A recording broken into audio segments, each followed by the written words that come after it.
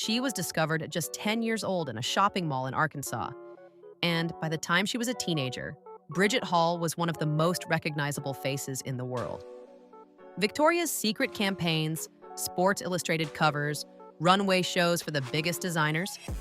She had conquered the modeling world before she could even legally vote. Then something strange happened. At the height of her fame and earning power, when million-dollar contracts were the norm and her face was everywhere, Bridget Hall began to fade from the spotlight. Not through scandal or controversy, but through choice. But here's what they don't tell you about Bridget Hall's story. While the fashion world celebrated her success, she was fighting battles that no child should ever face. The industry that made her famous had been exploiting her since she was barely out of elementary school. So what really happened to Bridget Hall? How did a small-town Arkansas girl become a global supermodel before her 15th birthday? And why did she choose to step away from an industry that had defined her entire life? The answer reveals the dark side of child modeling and the strength it takes to choose healing over fame. Origins and discovery. Springdale, Arkansas, 1977. Bridget Christina Hall was born into a working-class family where modeling careers seemed as distant as space travel. Her mother, Donna, was raising Bridget largely alone, working multiple jobs to make ends meet in a small southern town where opportunities were limited. At 10 years old, Bridget was just a normal kid. Tall for her age, sure, but otherwise unremarkable in the way that most children are. Her world revolved around school, friends, and the simple pleasures of small-town childhood. The fashion industry might as well have existed on another planet. But fate has a way of finding people in the most unexpected places.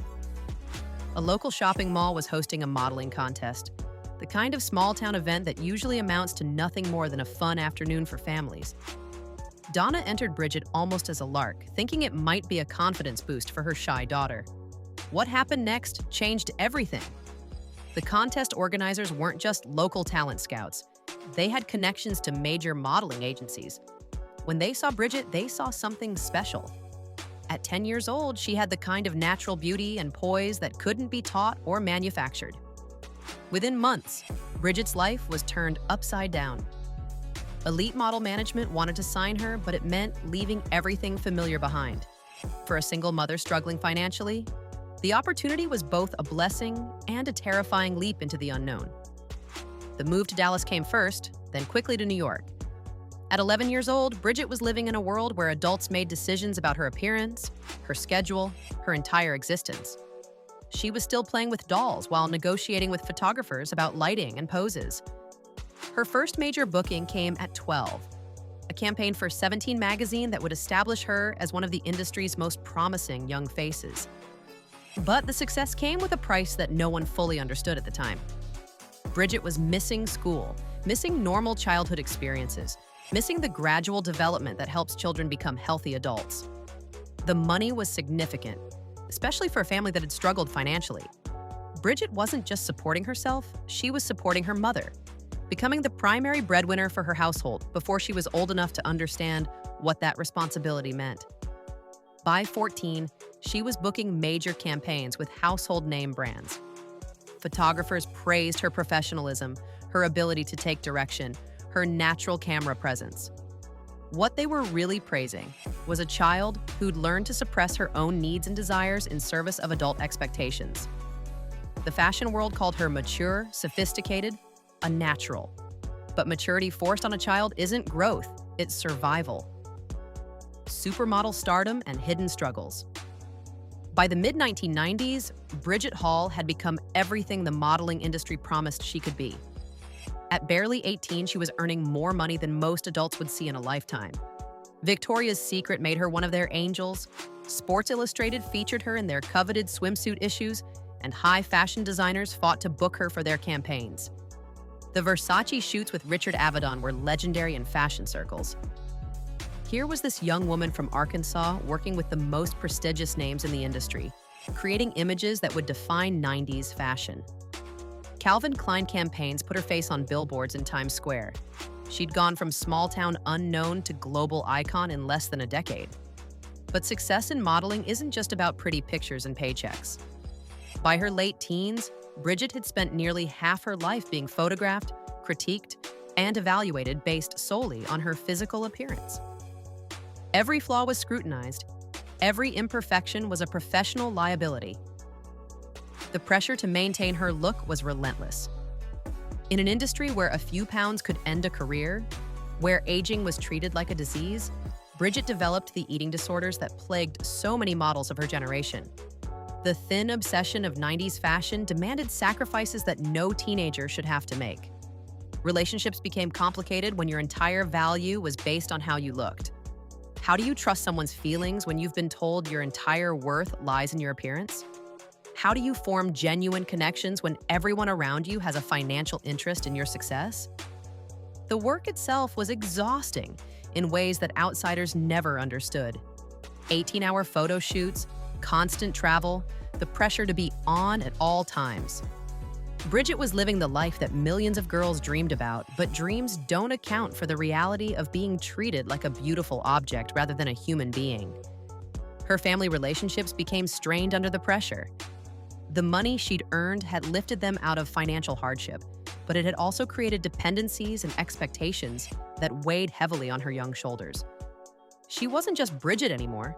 She was the family's primary source of income and status. The fashion industry of the 90s was particularly brutal to young women. Cocaine was common on sets, sexual harassment was normalized, and models were expected to accept inappropriate behavior as part of the job.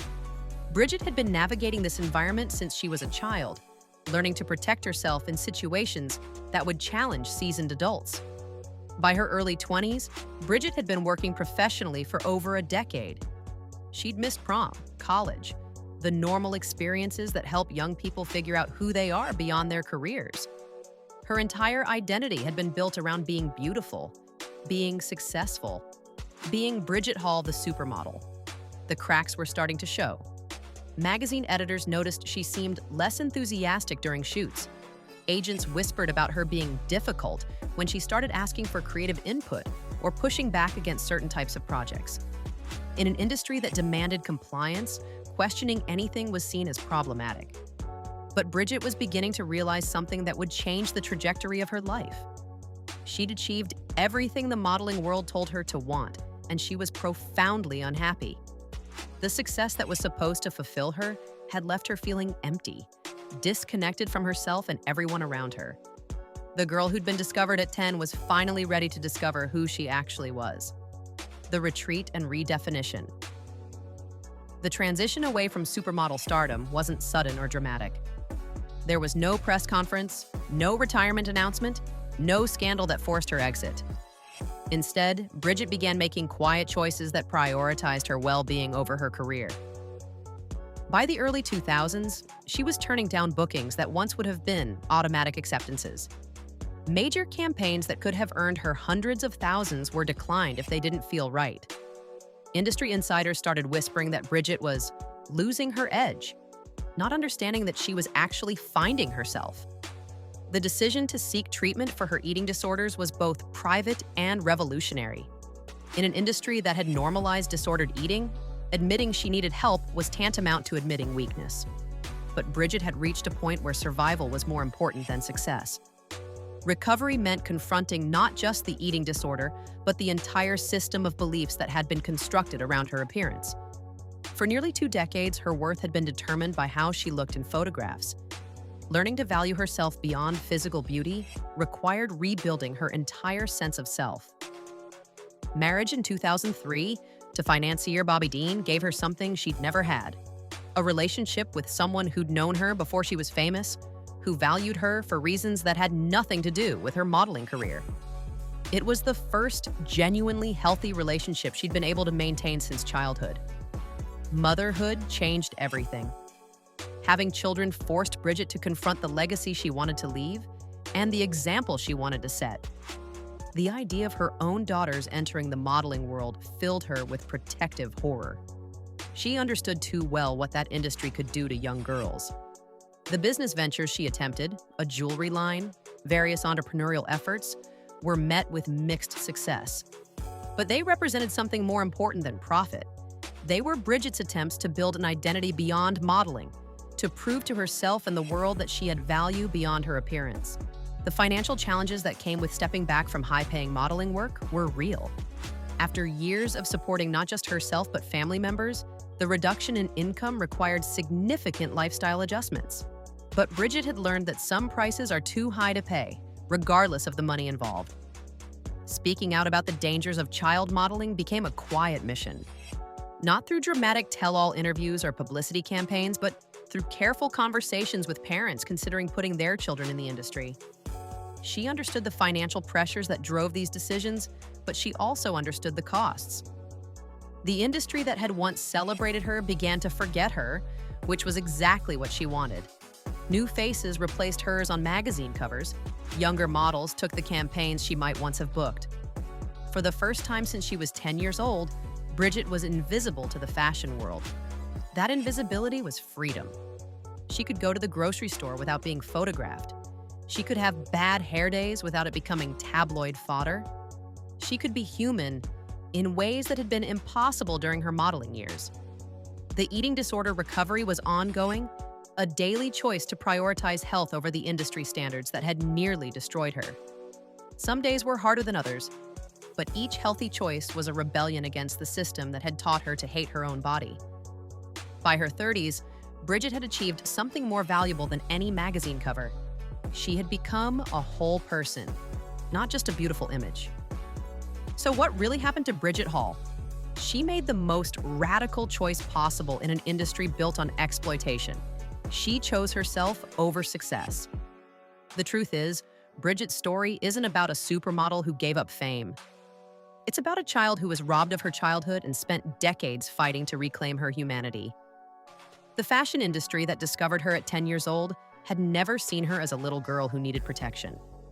They saw her as a product to be developed, marketed, and consumed. The eating disorders, the relationship struggles, the identity crisis. These weren't character flaws or personal failures. They were the predictable consequences of turning a child into a commodity before she was old enough to consent to what was happening to her. Today, Bridget lives quietly, largely out of the public eye, which is exactly how she wants it. She's a mother, a wife, a woman who's found peace in anonymity after spending her formative years being one of the most photographed faces in the world. The success stories don't always end with continued fame and fortune. Sometimes they end with healing and wholeness. She proved that it's never too late to choose a different path, even when that path means leaving behind everything you've been told defines success. Sometimes the most revolutionary act is simply deciding that you deserve better than the life that others have planned for you. The little girl from Arkansas who was discovered in a shopping mall ultimately discovered something more valuable than fame. She discovered herself. And that discovery was worth more than any contract she ever walked away from. If you enjoyed learning about Bridget Hall's journey from child model to self-advocacy, hit that subscribe button for more stories about finding strength in unexpected places. I'll see you in the next one.